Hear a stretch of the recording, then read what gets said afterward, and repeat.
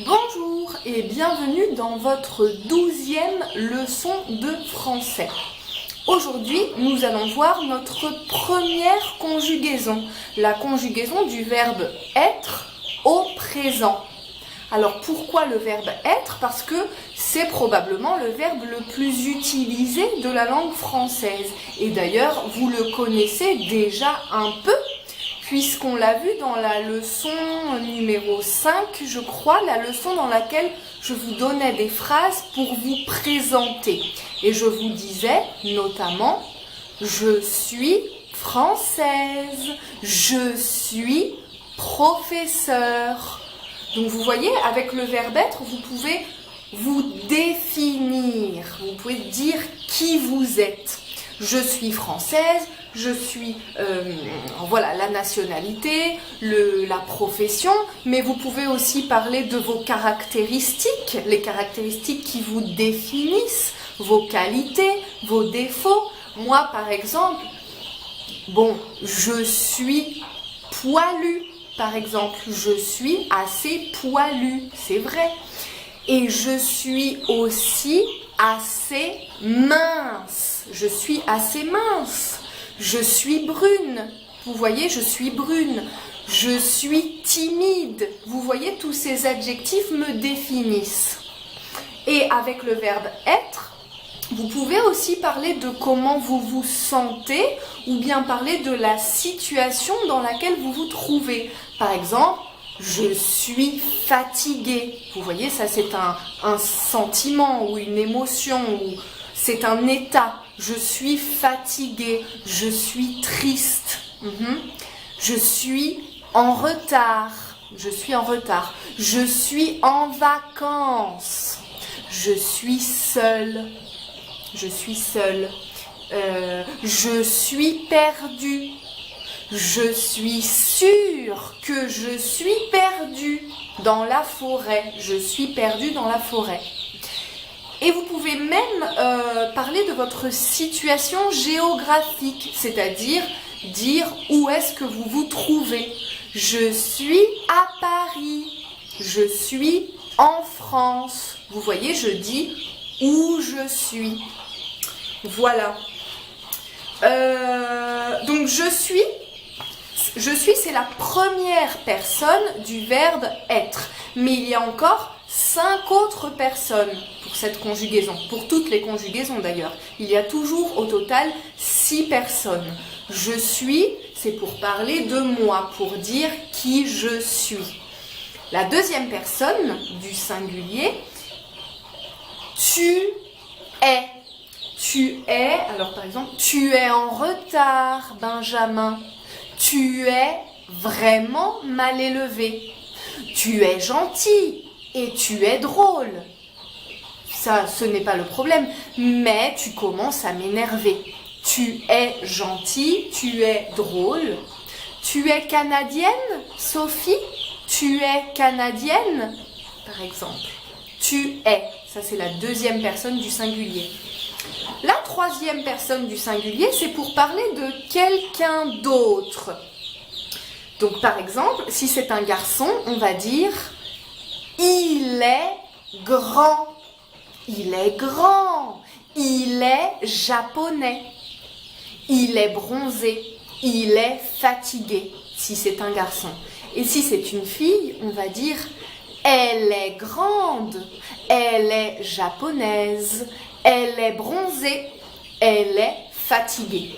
Donc « il » pour un garçon et « elle » pour une fille. Il ou elle est. Voilà. Donc ça, ce sont les 3 premières personnes, les 3 personnes du singulier. Je suis, tu es, il ou elle est. Et ensuite, nous avons les 3 personnes du pluriel. Première personne du pluriel, nous. Nous, les Français, nous sommes les meilleurs producteurs de vin au monde. Et nous sommes très fiers. Nous sommes... Bon, je ne sais pas si c'est vrai, mais c'est vrai que nous produisons beaucoup de vin. Après, chacun a son vin préféré. Voilà. Donc, autre exemple, nous les professeurs, en période d'examen, nous sommes stressés. Nous sommes stressés et nous sommes très occupés. Voilà. Ensuite, deuxième personne du pluriel, vous. Vous, et vous vous rappelez que vous, ça sert aussi bien à s'adresser à plusieurs personnes que à s'adresser à une personne qu'on ne connaît pas bien ou à qui on doit un respect particulier. Donc par exemple, votre professeur, vous pouvez lui dire « Vous êtes beau, monsieur Pivoine. Vous êtes beau. Vous êtes beau. » Mais vous êtes sûr que le contrôle est aujourd'hui? Vous êtes sûr?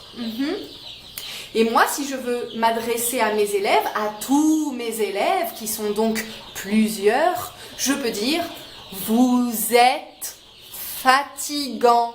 Vous êtes fatigant. » Et je suis fatigué. Je suis fatigué parce que vous êtes fatigant. Et vous voyez, on fait une liaison entre le pronom personnel vous, qui se termine par un S, et le verbe qui suit et qui commence par une voyelle. Vous êtes. Vous êtes fatigant. Voilà. Et la dernière personne du pluriel, pour parler d'autres personnes, par exemple, si je veux parler des parents de mon amie Lucie, qui ne veulent pas la laisser sortir au cinéma, par exemple, je vais dire « Ils sont stricts, ils sont trop stricts, ils sont trop sévères, ils sont... » Et si je veux parler de filles, je vais dire « Elles sont bizarres, Caroline et Natacha. Elles sont bizarres. » Voilà.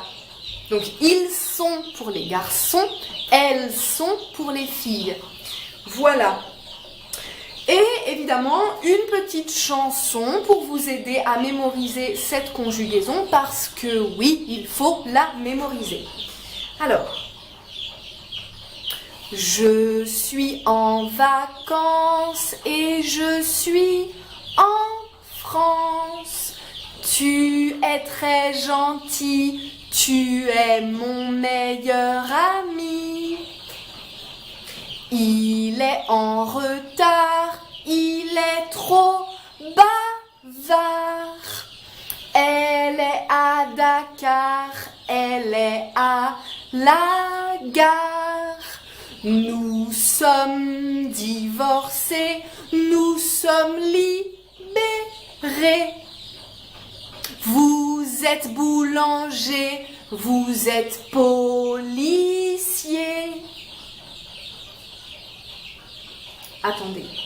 Ils sont en colère et ils sont sincères. Elles sont canadiennes, elles sont italiennes. Voilà, voilà pour la chanson, voilà pour la conjugaison. Je vous remercie d'avoir regardé cette vidéo et je vous dis à bientôt.